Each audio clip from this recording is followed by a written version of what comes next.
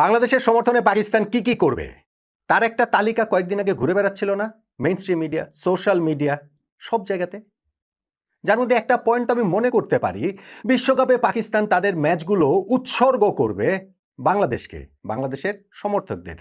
আমি তখনই প্রশ্ন তুলেছিলাম যে আসলে এই উৎসর্গটা কি পাকিস্তান শুধু জিতলে করবে নাকি হেরে গেলেও করবে। আচ্ছা ঠিক আছে, যাই হোক, ধরে নিলাম তারা না হয় জিতলেই করবে। তো আজকে তো বিশ্বকাপ শুরু হয়েছে, নেদারল্যান্ডসের বিপক্ষে প্রথম ম্যাচ পাকিস্তান জিতেছে, রোমাঞ্চকর জয় পেয়েছে।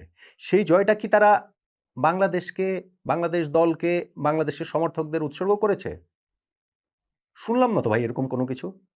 পোস্ট ম্যাচ প্রেজেন্টেশনও শুনি নাই, পোস্ট ম্যাচ প্রেস কনফারেন্সেও শুনলাম না। পাকিস্তানের ক্যাপ্টেন, পাকিস্তানের প্লেয়ার অফ দ্য ম্যাচ, তাদের কোনো প্লেয়ার, কোনো কোচ, কর্মকর্তা, অফিসিয়াল, পাকিস্তান ক্রিকেট বোর্ডের কেউ, কাউকে তো শুনলাম না যে নেদারল্যান্ডসের বিপক্ষে এই জয়টা বাংলাদেশকে তারা উৎসর্গ করেছে।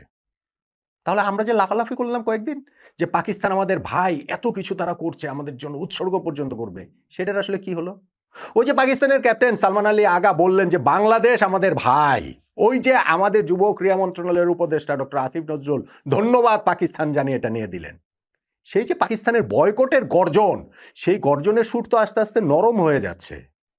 আস্তে আস্তে তো তারা বয়কটের ওই জায়গা থেকে কিভাবে সরে যাবে ভারতের বিপক্ষে ম্যাচ, সেই পথটাই কি খুঁজছে? ঘটনা প্রবাহে তো সেটাই মনে হচ্ছে। একটা ফেস সেভিং কিছু তো লাগবে। এখন শ্রীলঙ্কা ক্রিকেট বোর্ড থেকে পাকিস্তান ক্রিকেট বোর্ডে যেই চিঠি পাঠানো হয়েছে, ইমেইল পাঠানো হয়েছে পাকিস্তানের অবস্থানটা পুনর্বিবেচনা করার অনুরোধ করে, সেটাই কি ফেস সেভিং হয়ে আসছে? এই যে বিভিন্ন মিডিয়াতে লেখা হচ্ছে সোমবার দিনই এই বিষয়ে পাকিস্তান সিদ্ধান্ত নিতে পারে ইউ টার্ন নেওয়ার, সেটাই বা কতটা সত্যি? সব মিলিয়ে আলোচনাটা করছি। দেখুন, আমি এর আগে ১৯ বার কিংবা ৩৮ বার কিংবা ৫৬ বার অথবা ৮৭ বার বলেছি পাকিস্তান টি-20 বিশ্বকাপে ভারতের বিপক্ষে ম্যাচ খেলবে। আমি আবারও সেটাই বলছি।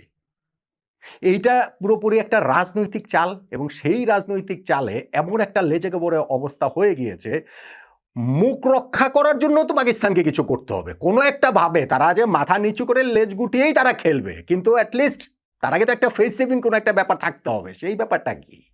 সেই ব্যাপারটা কি হয়ে আসছে কিনা যে শ্রীলঙ্কার এই চিঠি, যেটা পাকিস্তান ক্রিকেট বোর্ডের কাছে তারা পাঠিয়েছে, পাকিস্তান ক্রিকেট বোর্ডের কাছে শ্রীলঙ্কা ক্রিকেট যে ইমেইল করেছে সেইখানটাতে তারা উল্লেখ করেছে পাকিস্তানের সঙ্গে শ্রীলঙ্কার বন্ধুত্বপূর্ণ সম্পর্ক, গভর্নমেন্টের বন্ধুত্বপূর্ণ সম্পর্ক, বোর্ড টু বোর্ড বন্ধুত্বপূর্ণ সম্পর্ক, এবং যদি পাকিস্তান এই ভারতের বিপক্ষে ম্যাচটা ১৫ তারিখে খেলতে না যায় তাহলে যে শ্রীলঙ্কান ক্রিকেট বোর্ডের কতটা ক্ষতি হবে। ক্ষতি তো সবারই হবে, পুরো ক্রিকেট ওয়ার্ল্ডেরই হবে, কিন্তু শ্রীলঙ্কান ও ক্রিকেট বোর্ডের ক্ষতির জায়গাটা আসলে কতটা, তাদের ওই গেট মানির বিষয়টা, তাদের ওই বিভিন্ন দেশ থেকে যে ট্যুরিস্ট আসবে সেই বিষয়টা, এই ইন্ডিয়া পাকিস্তান ম্যাচটাকে কেন্দ্র করে এরকম অনেকগুলো একটা দীর্ঘ ইমেল পাঠানো হয়েছে।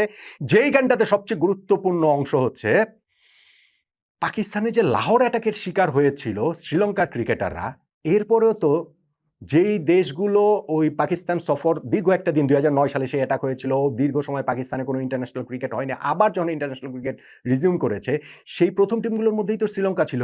নিয়মিতই শ্রীলঙ্কা পাকিস্তানে সফর করেছে এই সিকিউরিটি কনসার্নে। ২০০৯ সালে সেই লাহোর অ্যাটাকে তারা বলেছে যে অনেক ক্রিকেটার, তাদের ওই ক্রিকেট টিমের অংশ যারা ছিলেন তারা অনেকে হচ্ছে গিয়ে সেই ফিজিক্যাল ড্যামেজ এখনো বয়ে নিয়ে বেড়াচ্ছেন, আর মেন্টাল ট্রমা তো রয়েছেই। বাট স্টিল তারপরও তো পাকিস্তান শ্রীলঙ্কা পাকিস্তান সফরে গিয়েছে, যায়, নিয়মিতই যায়। তো ওই সব কিছু বিবেচনায় রেখে পাকিস্তানও যেন এবার শ্রীলঙ্কাতে এসে ভারতের বিপক্ষে ম্যাচটা খেলে।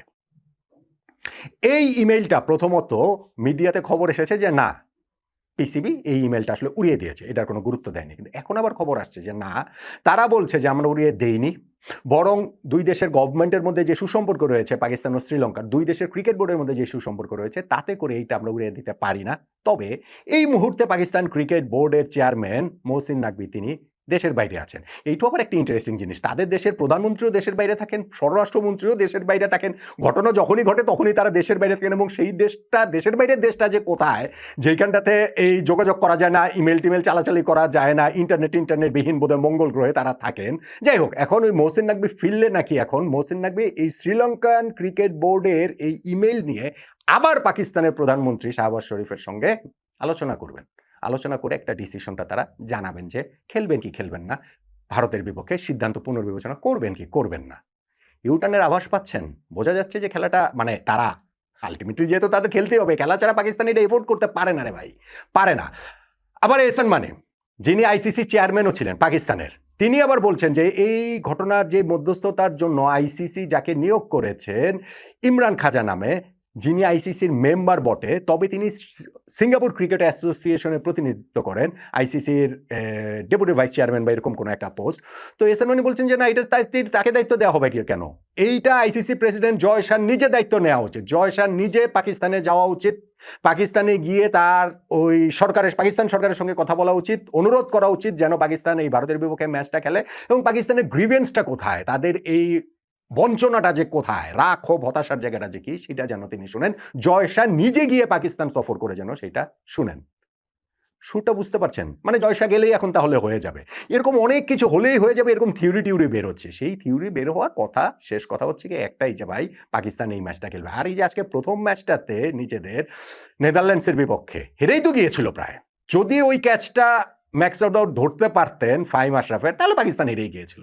আর পাকিস্তান হেরে গেলে তখন ভারতের বিপক্ষে ম্যাচ তখন তাদের জন্য আরো গুরুত্বপূর্ণ হয়ে উঠতো। যদিও ভারতের সঙ্গে খেললেই তারা হারে, বাট স্টিল তারপর একটা চান্স তো তারা নিতই সুপার এইটস যাওয়ার জন্য। গত টি-20 ওয়ার্ল্ড কাপে কিন্তু যেতে পারেনি, এবং যাদের কাছে হেরে যেতে পারেনি ইউএসএ, সেই ইউএসএর সঙ্গে তাদের আবার খেলা রয়েছে 10 তারিখে, আরও একটা ম্যাচ রয়েছে নামাইবে। ফলে পাকিস্তানের জন্য কাজটা খুব সহজ হবে না। সেখানে ইন্ডিয়ার ম্যাচটা তারা খেললামই না, একে তাদের এই কমার্শিয়াল ক্ষতি, তারপরে হচ্ছে কি তাদের স্পোর্টিং ক্ষতি, পরের রাউন্ডে যেতে না পারার আশঙ্কায় সবকিছু মিলে পাকিস্তানকে ওটা করবে। আমি আরেকটা রিপোর্ট দেখছিলাম যে ক্রিকবাজে তারা ওই যে বলছিলেন যে বিভিন্ন মিডিয়া আউটলেটে খবর আসে ইন্ডিয়া পাকিস্তান ম্যাচের ভ্যালু $250 মিলিয়ন।